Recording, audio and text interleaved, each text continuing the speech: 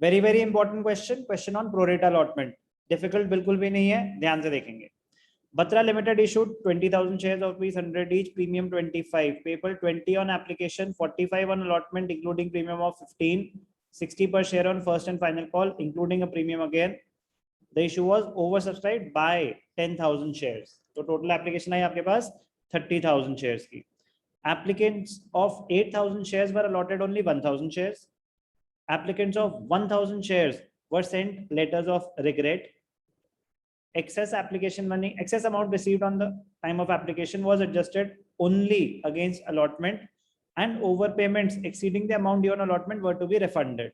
ठीक है, तो सबसे पहले तो एप्लीकेशन कितने की है 20, allotment is 45 including premium of 15, तो 30 plus 15 application allotment, first call, first and final call, एक ही कॉल है, first and final call,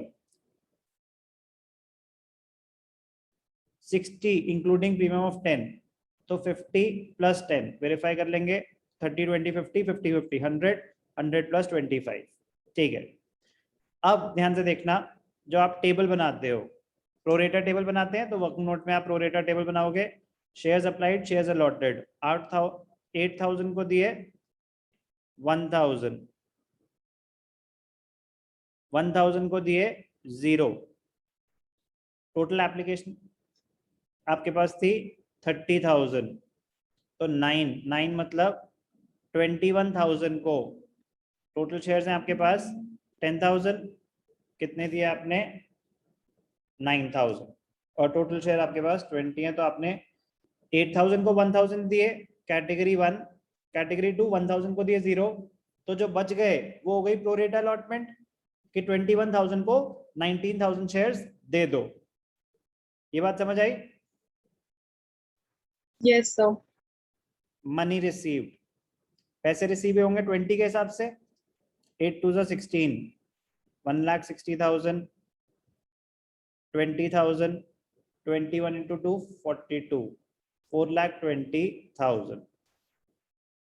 ठीक है, तो 586 lakhs मनी रिसीव्ड। अब ध्यान से देखना, बड़ा interesting point, utilisation on application, application पे तो उतने यूज होते हैं जितने शेयर्स आप अलॉट कर रहे हो, तो 1,000 into 20, 20,000, 0, 19,000 into 20, 3,80,000। अब ध्यान से देखना, बड़ा इंटरेस्टिंग पॉइंट है। नॉर्मली हम क्या करते हैं, जितने पैसे मिले एप्लीकेशन पे यूज हो गए, बाकी सारे एडवांस फॉर अलॉटमेंट है, यही करते हैं हम नॉर्मली। Yes sir. लेकिन अगर आपका एडवांस इतना ज्यादा है जो अलॉटमेंट को भी एक्सीड कर सकता है, तो आपको पहले ध्यान से कैलकुलेशन करनी चाहिए। अलॉटमेंट टोटल थी कितने की? अलॉटमेंट टोटल थी 45 रुपीज की, यस और नो? Yes sir. अब अगर आपके एप्लीकेशन पे 20 यूज हुए, तो फर्स्ट कैटेगरी में आपके पास एडवांस में 1,40,000 पड़े हुए हैं, तो क्या 140 अलॉटमेंट पे यूज हो सकते हैं? नहीं सर।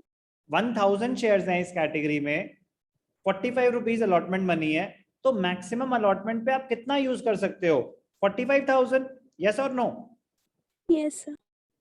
तो बाकी पैसा हो जाएगा रिफंड। तो 160 में से 20 आपने एप्लीकेशन पे यूज कर लिए, बचे 140, 140 में से 45 यूज कर लिए, बचे 95,000, वो आप रिफंड करोगे। सेकेंड कैटेगरी में तो कुछ भी अलॉट नहीं हुआ, तो पूरे के पूरे 20,000 ही रिफंड हो रहे हैं। थर्ड कैटेगरी में 4,20,000 आए थे, जिसमें से 380 यूज हो गए, तो एडवांस बाकी 40। क्या एडवांस इतना ज्यादा था कि 19,000 शेयर्स की अलॉटमेंट मनी को कवर कर दे पूरा?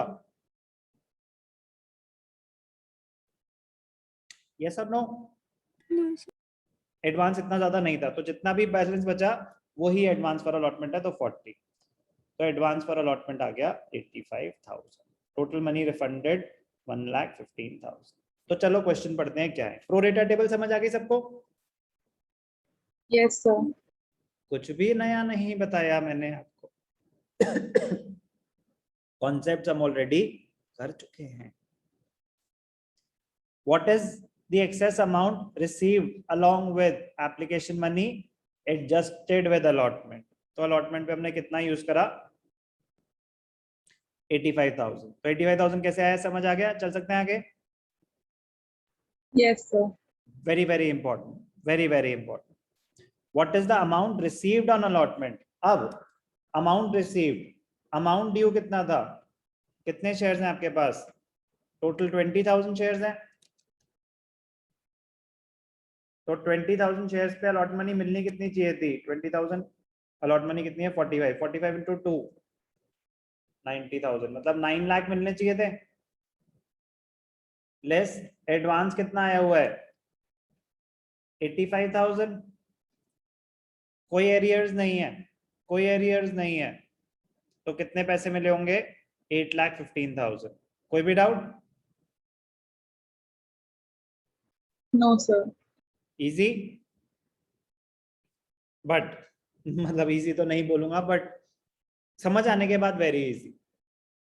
यस और नो? Yes, sir.